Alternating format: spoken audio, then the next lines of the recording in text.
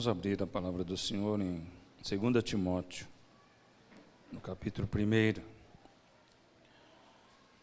Nós vamos ler do versículo 3 ao versículo 14. Segunda epístola de Paulo a Timóteo, do capítulo 3 ao versículo do capítulo 1, do versículo 3 ao versículo 14. Vamos ficar em pé. Dou graças a Deus, a quem desde os meus antepassados sirvo com consciência pura, porque sem cessar me lembro de ti nas minhas orações, noite e dia. Lembrado das tuas lágrimas, estou ansioso por ver-te, para que eu transborde de alegria, pela recordação que guardo da tua fé sem fingimento, a mesma que primeiramente habitou em tua avó Lóide e em tua mãe Eunice, e estou certo de que também em ti.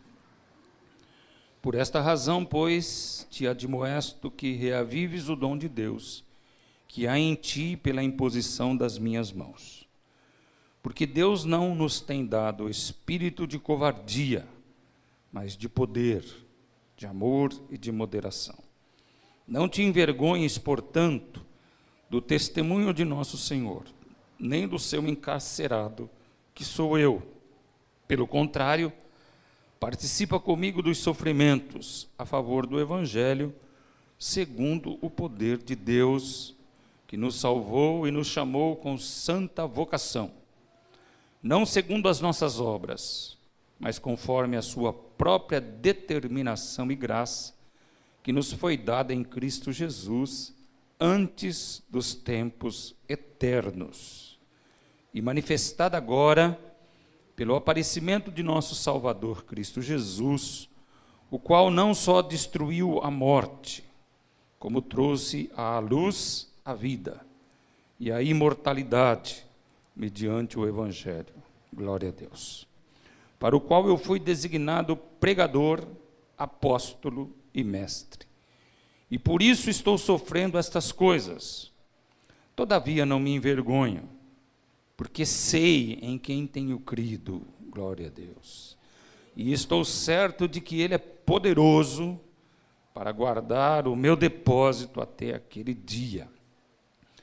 Mantenha o padrão das sãs palavras, que de mim ouviste com fé e com o amor que está em Cristo Jesus. Guarda o bom depósito, mediante o Espírito Santo que habita em vós. Amém. Que a tua graça esteja sobre nós, bom Deus, e do teu Espírito Santo nos conceda acertos. Estejamos todos nós firmados com a nossa mente em Cristo Jesus e na direção do Espírito Santo nesta hora. No nome de Jesus. Amém. Podemos nos assentar. O tema da minha mensagem hoje é de pai para filho. Eu queria, antes de começar, eu queria dar um pano de fundo a esse texto, que está no livro de Atos, no capítulo 16, se vocês quiserem ler junto comigo. É muito importante esse texto para que vocês entendam a figura paternal de Paulo a falar com a figura filial de Timóteo. Atos 16 diz assim: chegou também a Derbe e a Listra. Ali havia um discípulo chamado Timóteo, filho de uma judia crente, mas de pai grego. Timóteo, a quem Paulo se dirige na carta que lemos, ele era filho de um casamento misto, não é? Judia crente. O que significa isso? Que sendo judia, ela se converteu ao Senhor. Mas o pai não. O pai era grego. De Timóteo davam bom testemunho os irmãos em Listra e Icônio, Quis Paulo que ele fosse em sua companhia, e por isso circuncidou-os por causa dos judeus daqueles lugares, pois todos sabiam que seu pai era grego. Ao passar pelas cidades, entregavam aos irmãos para que as observassem, as decisões tomadas pelos apóstolos e presbíteros em Jerusalém, e assim as igrejas eram fortalecidas na fé e dia a dia aumentavam em número. Aleluia. Paulo chegou a dizer que, como o Anderson leu aqui, o importante é ser nova criatura. Nem a circuncisão, nem a incircuncisão é alguma coisa. Paulo nunca obrigava um judeu convertido a se circuncisar, porque ele já estava sob a graça do Senhor. Mas nesse caso específico de Timóteo, ele agiu de maneira diferente, porque o pai era grego e a mãe judia convertida. Para que ele continuasse a dar um bom testemunho, ele circuncidou Timóteo por causa do pai que era grego. O importante aqui é nós notarmos que existe como pano de fundo uma família dividida. Você que tem marido descrente sabe do que eu estou falando. Ou você que tem mulher descrente sabe do que eu estou falando. Não é? Os interesses são diferentes, os caminhos são opostos, e as dificuldades de admoestar os filhos no caminho do Senhor são gigantescas. Às vezes elas são gigantescas até na concordância religiosa. Pai e mãe crentes. Não é só porque são crentes que há concordância na maneira de ver o mundo, de ver as coisas, de ver a doutrina da palavra. Imagine então um pai descrente, uma mãe crente, ou vice-versa, e o filho crescendo em meio a todas as confusões ideológicas e religiosas. Então, nós estamos diante de um lar difícil de trabalhar religiosamente, espiritualmente. Timóteo não tem um pai que o aconselhe na palavra. Timóteo não tem um pai que o discipule, que se assente com ele e mostre o evangelho da paz de maneira clara e objetiva, preparando-o para um futuro vitorioso. Ele não tem. E para um menino, isso faz grande diferença. Grande diferença. Porque para um menino, o seu pai sempre será o seu herói. Para o menino, o pai é melhor amigo do que o cachorro que ele tem. Ou não, irmãos? Para o menino, o pai é melhor amigo do que o cachorrinho que ele tem, que é o melhor amigo do homem. Pelo menos dizem isso por aí. Então, Timóteo perdeu esse referencial. Ele poderia ter um filho, um pai, perfeitamente bom naturalmente. O que é ser um pai perfeitamente bom naturalmente? É aquele que anda com o filho, que dá amizade para o filho, que acompanha o filho em tudo, que ama o filho literalmente, com a palavra amor, que dispensa a ele até a própria vida. Esse pode ser um pai perfeito naturalmente, não é? Como muitos de nós somos. Mas nunca será um pai espiritual para adequar o caminho dos seus filhos ao Senhor. Aquilo que é realmente valoroso e determinante. Porque o pai natural, ele olha para as coisas do mundo, para as coisas terrenas, e ele sacia o seu filho de alegria com as coisas terrenas. E o pai espiritual, aquele que desempenha a espiritualidade da sua família, ele luta para que a sua família tenha um bom êxito espiritualmente e eternamente. Então, embora Timóteo pudesse ter um pai natural perfeito, ele não tinha um pai espiritual adequado. Mas a sua mãe tinha se convertido. A sua mãe tinha entendido a mensagem do Evangelho.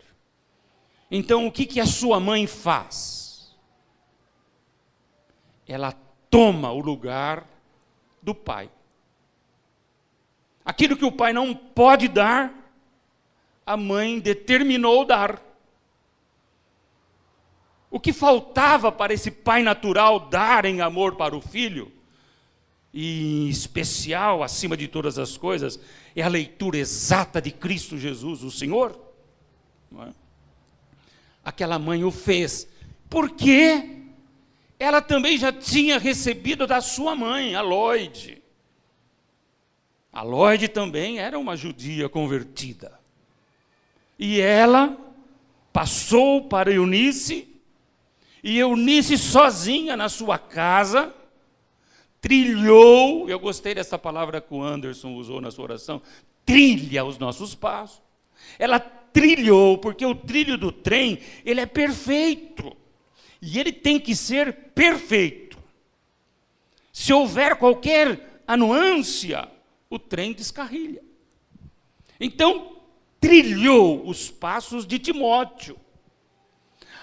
O que é mais bonito e o que é mais tremendo é que tanto Eunice quanto Lloyd trabalharam tão intensamente, tão perfeitamente e tão envolvidas com o Espírito Santo, que eles formaram no coração de Timóteo uma fé inabalável,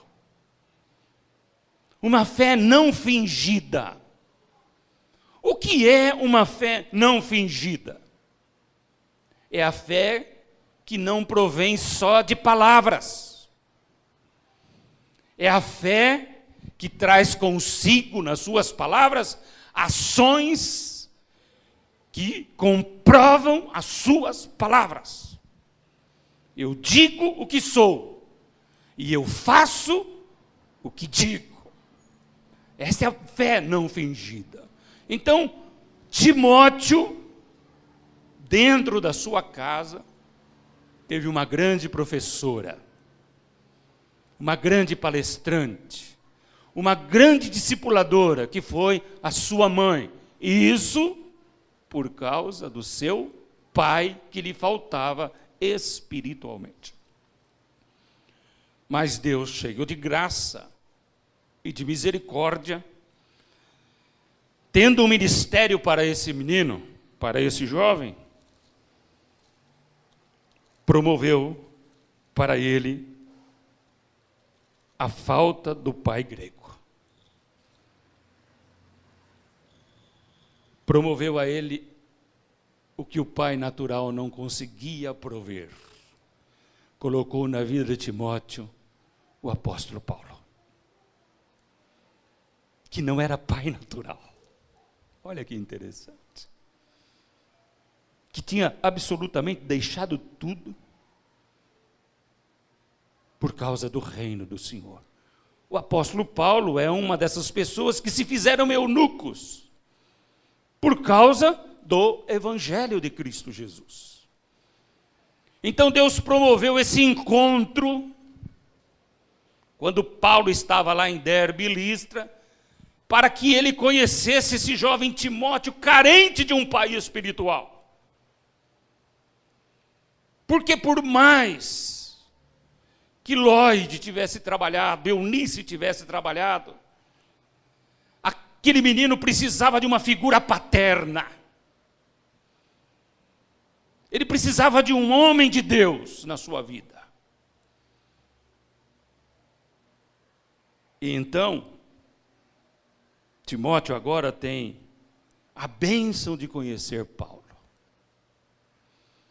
Eu louvo a Deus pelas vidas que Deus colocou no meu andar e no meu caminhar, para que através delas eu não deixasse os trilhos. Logicamente que um casamento misto trouxe a Timóteo algumas invariáveis, alguns desacertos, confusão mental muitas vezes, traumas emocionais muitas vezes. Isso a gente vê quando a gente estuda sobre Timóteo. Era um menino meio melancólico, pronto sempre para desistir das coisas. Então ele está precisando de um pai, de alguém que tome-o pelo braço e o ajude a caminhar com uma fé inabalável no Senhor. Então é bom a gente perceber o que é que Timóteo tem diante dele. Quem é que está por trás desta vida, que tem um ministério? Quem é que está por trás dele? Não é qualquer pessoa, irmãos. Eu nem vou falar aqui de Paulo, do seu ministério apostólico, porque senão essa mensagem não cabe nem em meses. Se você for analisar Paulo no seu ministério apostólico, você tem que fazer conferências e conferências e conferências. Então, para que nós tenhamos uma posição exata do que é que está por trás de Timóteo e o valor desta pessoa na vida deste menino, nós podemos ler aqui no capítulo 3 o que ele diz de si mesmo.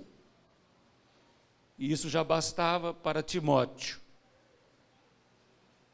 Eu sirvo a Deus de consciência pura. É isso que eu preciso no meu ministério. Eu preciso de alguém por trás de mim, alguém que me dê cobertura espiritual, alguém que esteja me colocando nos trilhos,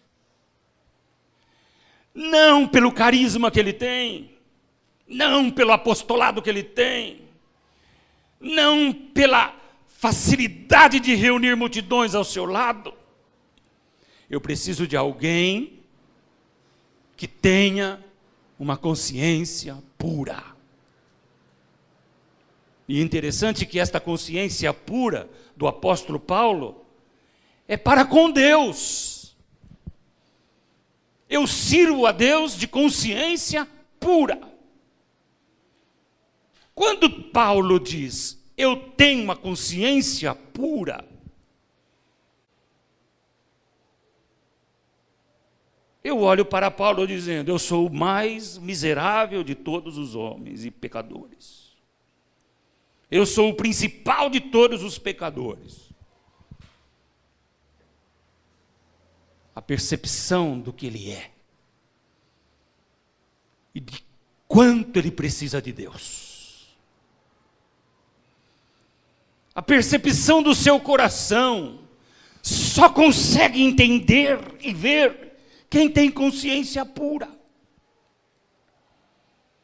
Quem não tem consciência pura não consegue mais perceber os pecados que comete, as graves situações que comete.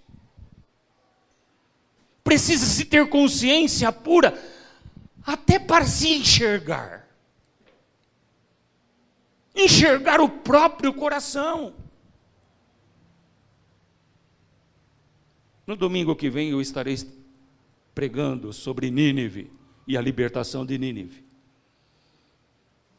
E o primeiro tema da pregação de domingo que vem, porque o livro de Jonas se mostra 3 grandes livramentos de Deus.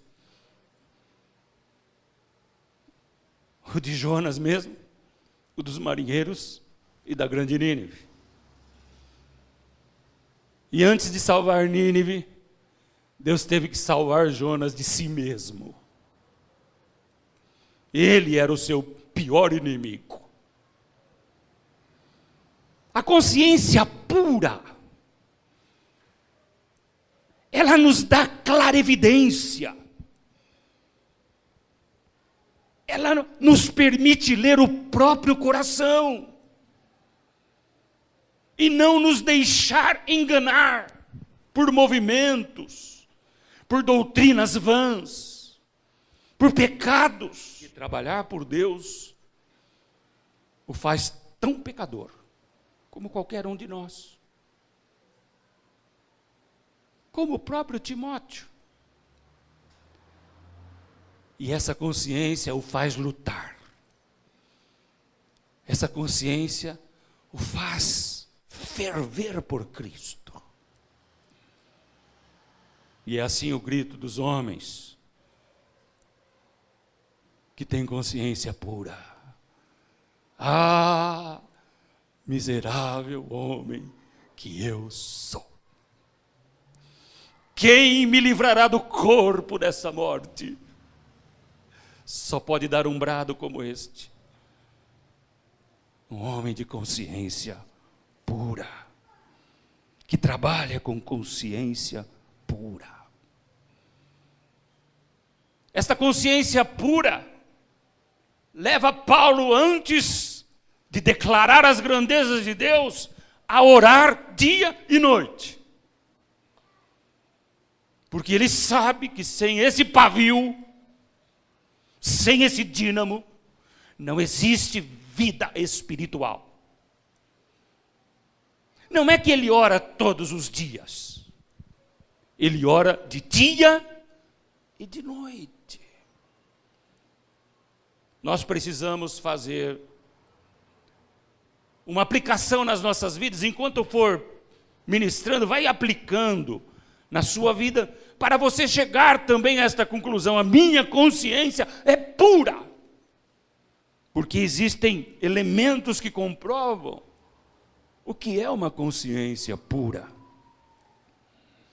Ele se lembrava da família, ele se lembrava de Lloyd, ele se lembrava de Eunice, ele se lembrava de Timóteo. Mas ele não se lembrava só deles, ele se lembrava também de Tito, de Filemão, de Onésimo. O capítulo 16 de Romanos, quando fala dos crentes comuns, que fala de Trifena, de Trifosa, de tantos nomes tão longe da nossa consciência cristã, dos quais Paulo orava de dia e de noite, frutos de uma consciência pura.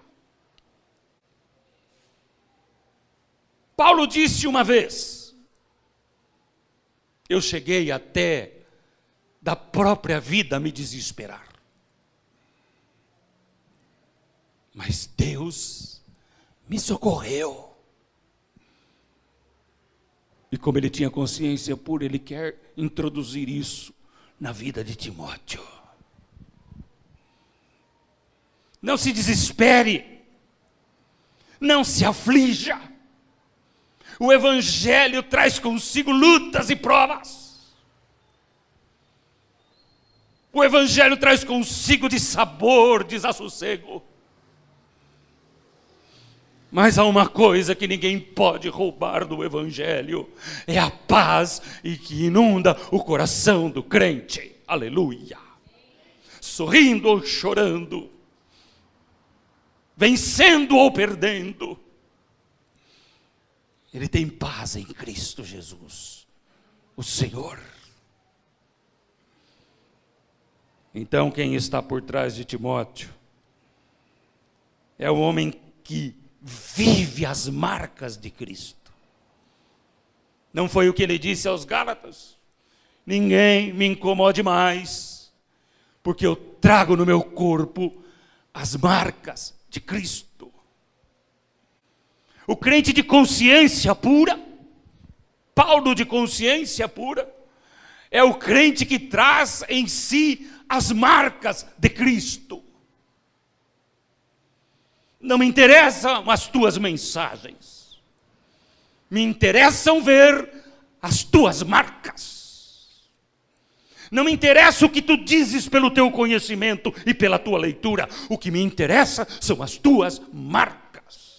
E quem está por trás de Timóteo é um homem marcado pelo Evangelho de Cristo. Tão marcado que ele até parecia um Cristo.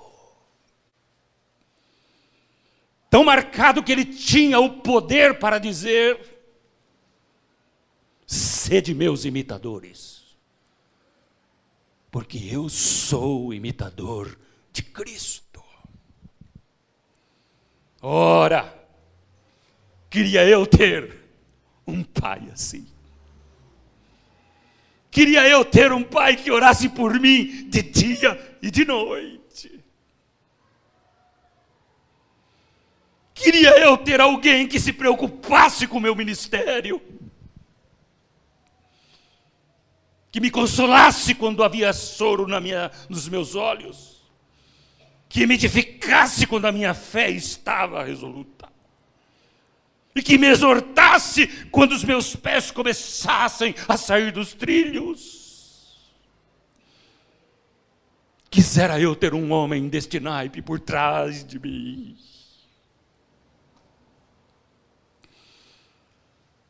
A ministrar calma no meu coração. A dizer: Daniel, reavive o dom que há em ti pela imposição da minha mão. Siga em frente. Olhe apenas para Jesus. Pelo prêmio da soberana vocação em Cristo Jesus. Siga em frente. E então, eu não precisaria de mais nada.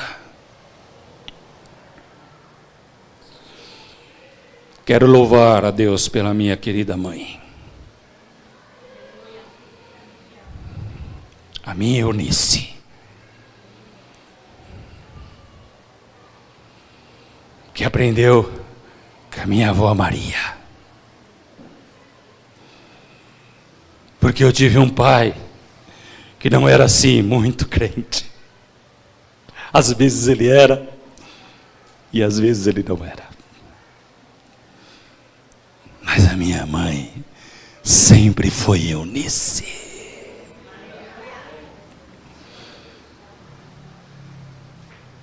E quando eu saí dos trilhos, ela não desistiu de mim.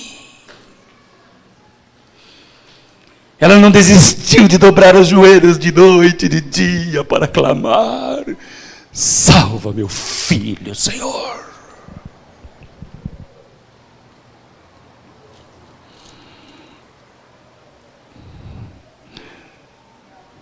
A consciência pura que há em Paulo leva-o a recordar que ele tem um bom depósito.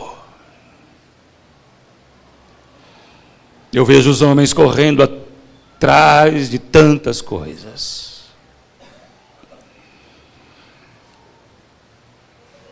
Mas eu vejo Paulo incentivando Timóteo a guardar o seu depósito.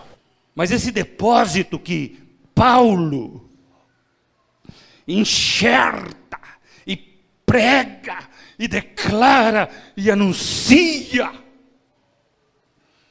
foi conquistado por Cristo Jesus na cruz do Calvário. Olha só, irmãos. Eu vou falar para você que eu tenho medo de pregar textos como esse, porque eu tenho medo de falsificá-lo. E de depreciar o que a Bíblia mostra de tão exuberante. Mas eu gostaria de ler de novo. Olha o que ele diz para Timóteo no versículo 8. Não te envergonhes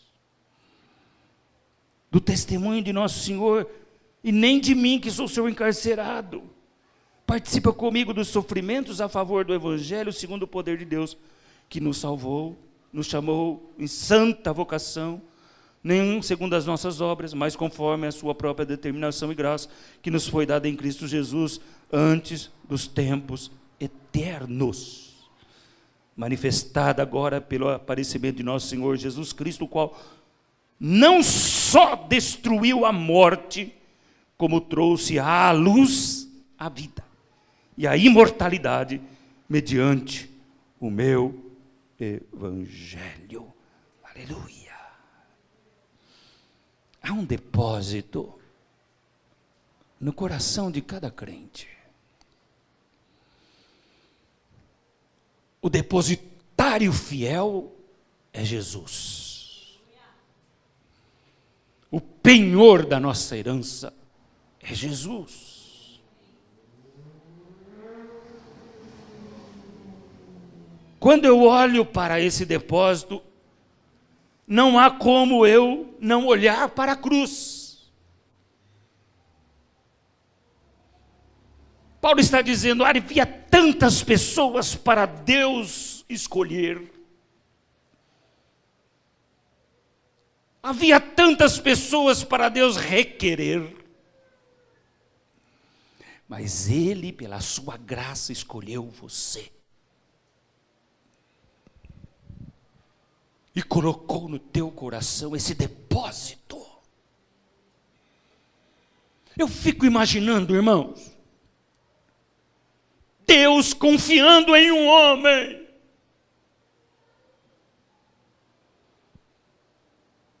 Que mistério é esse? Que Deus escolhe homens, esse, aquele outro, e passa a confiar nesses homens, para que o seu reino seja anunciado.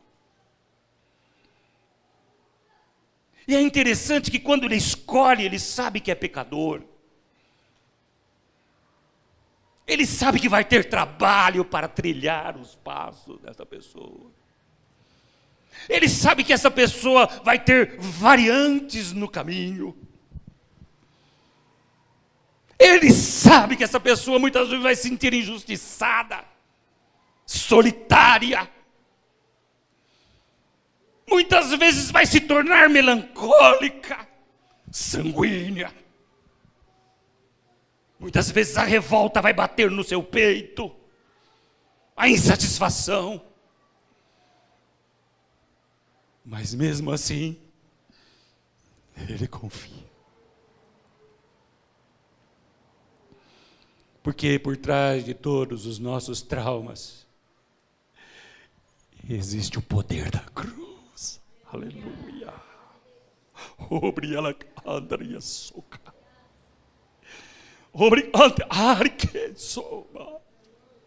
Por trás dos nossos problemas, existe a aventura e a redenção nos outorgada através da cruz de Cristo.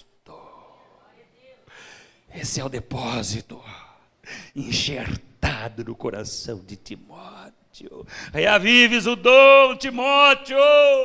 Olhe para a cruz e veja que na cruz Deus não nos deu espírito de covardia, mas de poder, de amor e de moderação. Siga em frente, Timóteo, sempre com a fé não fingida.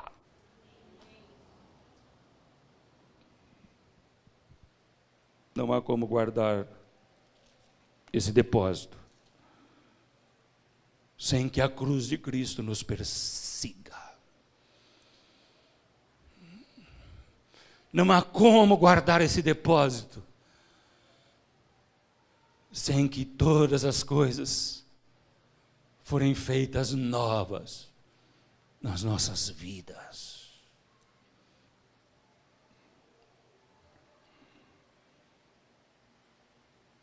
Ele diz para Timóteo: Timóteo, eu sei em quem tenho crido, e estou certo de que Ele é poderoso para guardar esse depósito até a minha volta.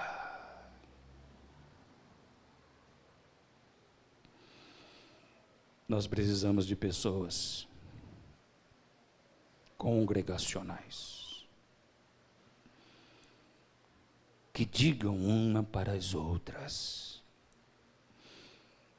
eu sei que Deus é poderoso, meu irmão, para guardar o teu depósito até o dia de Cristo.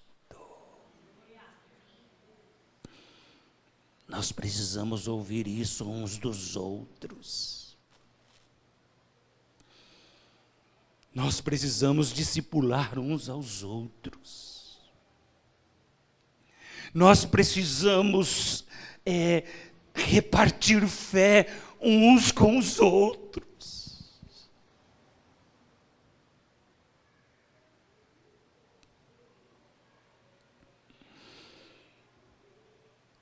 Timóteo, Timóteo, muitas vezes,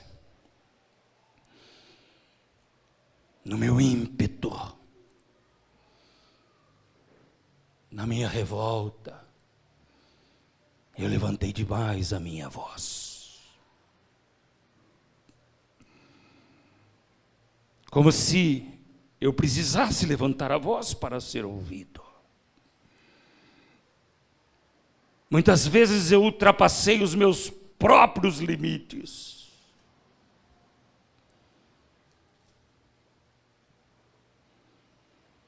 Para impor aquilo que acho e que penso. E a verdade do Evangelho. E até isso a minha consciência me mostrou.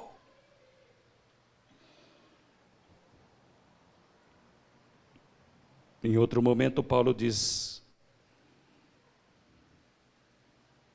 entre vós cantais e falais com hinos espirituais, com cânticos.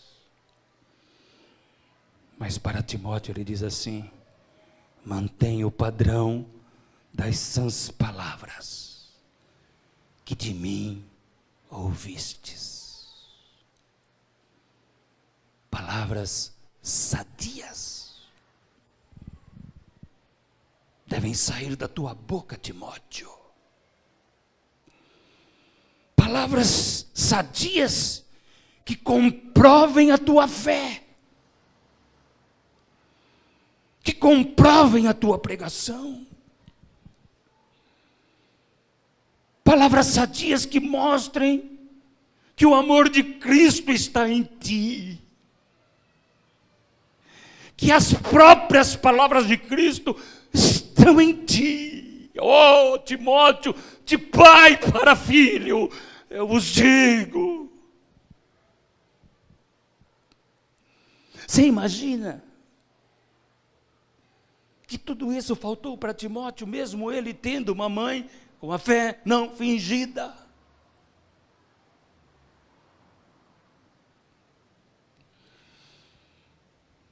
Então ele está sendo ministrado, ele está sendo cuidado,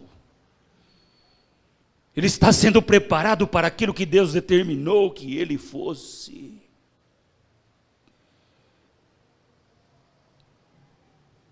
Muitas vezes, precisamos ser pais,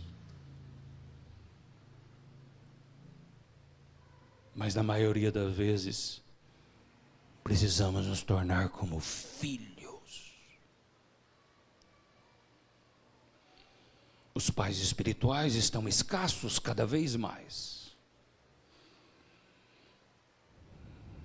Não se vê muitos por aí.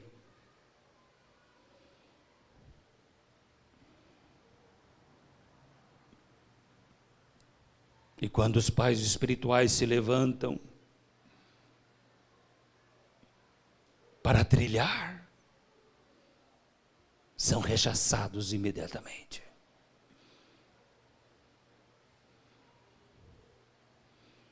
Graças a Deus que eu tenho esse púlpito. E nesse púlpito ser filho e pai ao mesmo tempo. Filho humilde, não tão humilde assim, para ouvir de Deus e ver na sua palavra e obedecer. e pai para clamar a todos os meus filhos: guarde o bom depósito, porque o dia chegará e não tardará. E Deus olhará para dentro dos nossos corações, e Ele verá se o depósito permanecerá ali. Oh, que moço feliz é esse moço Timóteo, que teve o prazer de conhecer Paulo.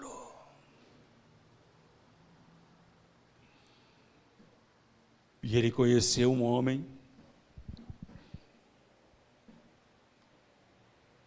em 1 Coríntios, se você quiser acompanhar a leitura.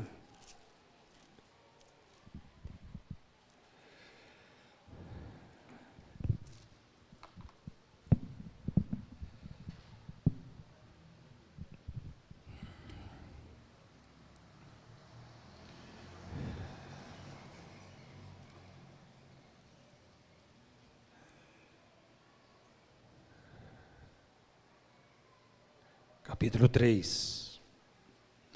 Não, primeiro no versículo 2. 1.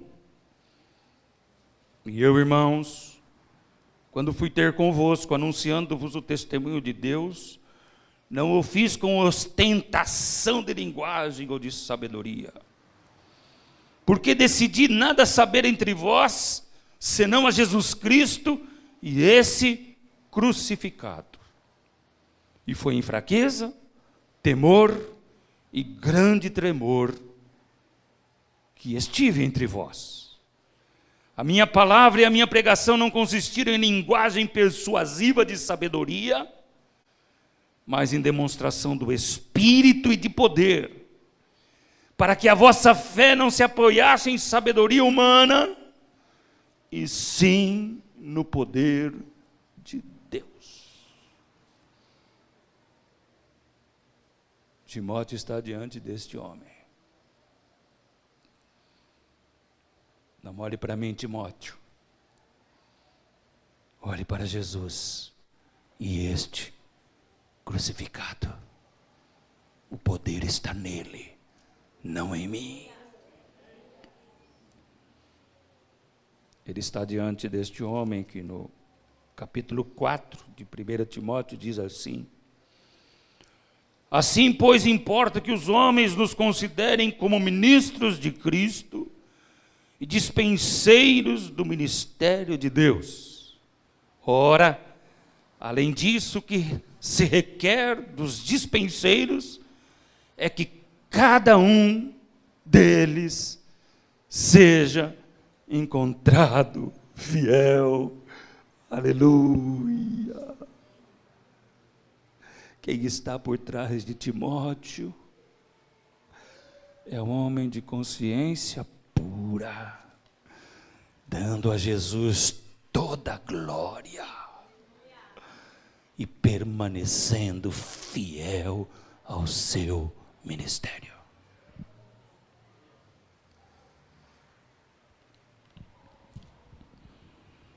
De pai para filho.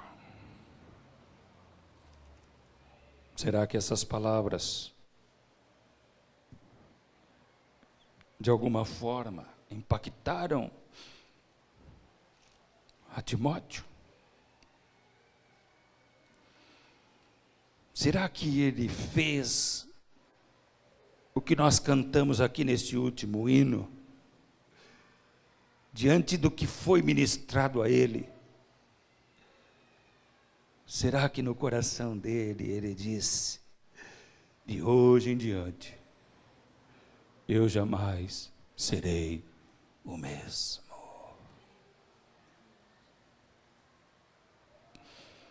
Que Deus conceda a você,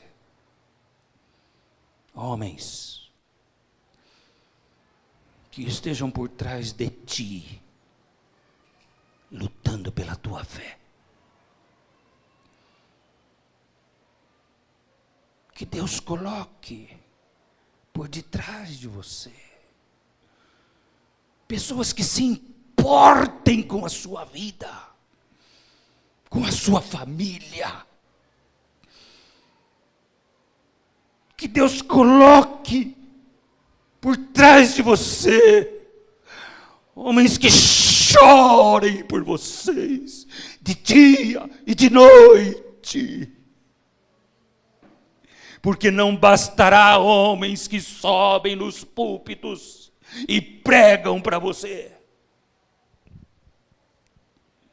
Não bastará para você o pastor Daniel pregando nesse púlpito. Isso pode ou não ajudá-los. Porque a decisão de obedecer o que se ouve é particularmente de cada um. Mas o que vale é que Deus coloque na tua vida homens que saiam das suas pregações e se lembrem de você nas suas orações.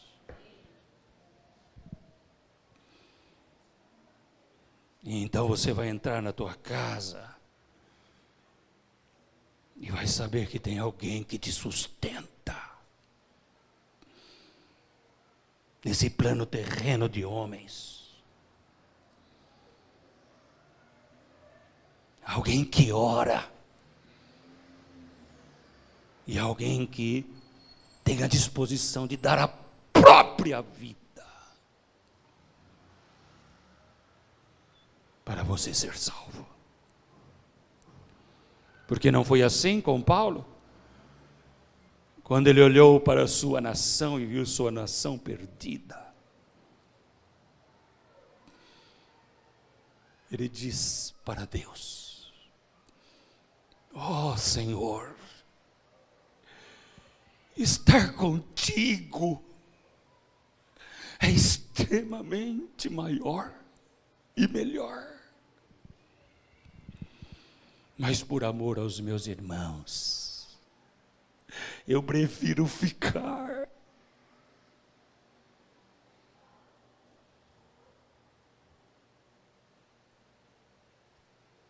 Levanta a paz na igreja, Senhor. Quando eu digo paz, eu digo a figura paternal.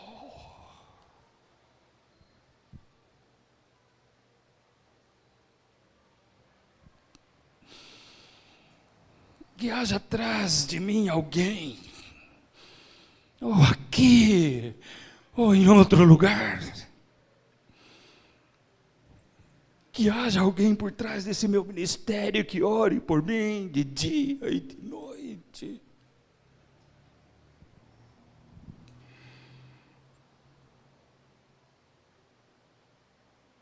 E não se canse de fazer isso. Sustenta a tua igreja com pais espirituais, não naturais, que paguem o preço de ver uma geração feita em Cristo Jesus, o Senhor. Para terminar, ali perto da minha casa, ou no bairro da Independência e toda aquela adjacência, tem tanta igreja, irmão. Eu nunca vi tanta igreja num pedaço de terra igual aquele, Independência e adjacência. Tem igreja que você nem imagina que existe. E outro dia eu fui dar uma caminhada e passei em frente uma noite, era terça-noite. Estava tendo louvor. Como a gente não faz louvor, não tem culto à noite, a gente não faz louvor no escuro. Sempre há luz. E se fôssemos fazer à noite também, não ia deixar fazer no escuro. No escuro acontecem coisas que até Deus duvida. E o povo estava lá cantando, e o ministrante estava efusivo, forte. E todos estavam com as mãos levantadas, e eu parei um pouco. Mas aí o que me chamou a atenção é que havia uns 10 juniores para adolescentes, assim, todos na frente da igreja. Eles estavam sentados do lado, encostados com as costas na igreja, todos com o celular. Todos. Uns 10.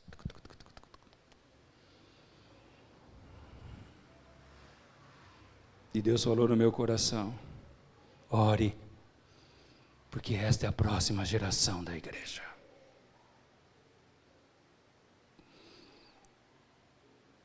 Crianças que não ficam nem no louvor, quanto mais ouvirão a palavra do Senhor. Estavam todas no celular. Eu vi.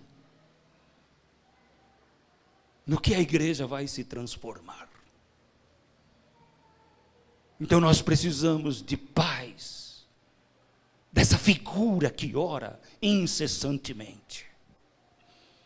Que ore por aqueles garotos que estavam ali sentados, jogando seus joguinhos no pátio da igreja. Enquanto os mais velhos louvavam, as crianças se pervertiam.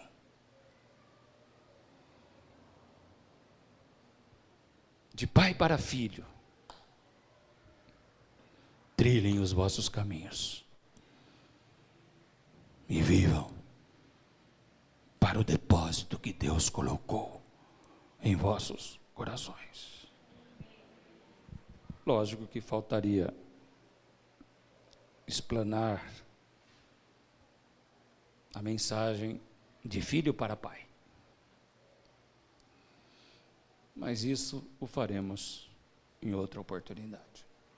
Vamos ficar em pé. 2018, Pai, está aí. Os seus desafios são imensos e grandiosos. E eu peço que a tua boa mão esteja sobre a tua igreja, sobre nós, para que não sejamos enganados, mas que possamos preservar e guardar o bom depósito, sempre com poder, com amor e moderação, olhando para Jesus Cristo, para a cruz, para o sangue, trabalhando uma fé viva e real. E esta bênção eu também peço para o Juninho, lá em Rondônia. Abençoa o teu servo lá, no seu trabalho. Peço esta bênção para a vida da Juliana e do Rodrigo, para que eles conservem o bom depósito e sejam agraciados em tudo para o louvor da sua glória. Que essa semana a tua igreja tenha vitória, que esses teus filhos vivam vitória em Cristo Jesus, o Senhor.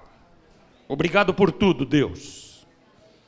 Nós vamos aqui caminhar de maneira tal que 2018 será um ano abençoador na tua igreja, agora e sempre. Amém. Que a graça do nosso Senhor e Salvador Jesus Cristo, que o amor de Deus o Pai e a comunhão do Espírito Santo estejam com todos vós agora e sempre. E a igreja diz amém. Glória a Deus. Vai na tua força. Em nome de Jesus.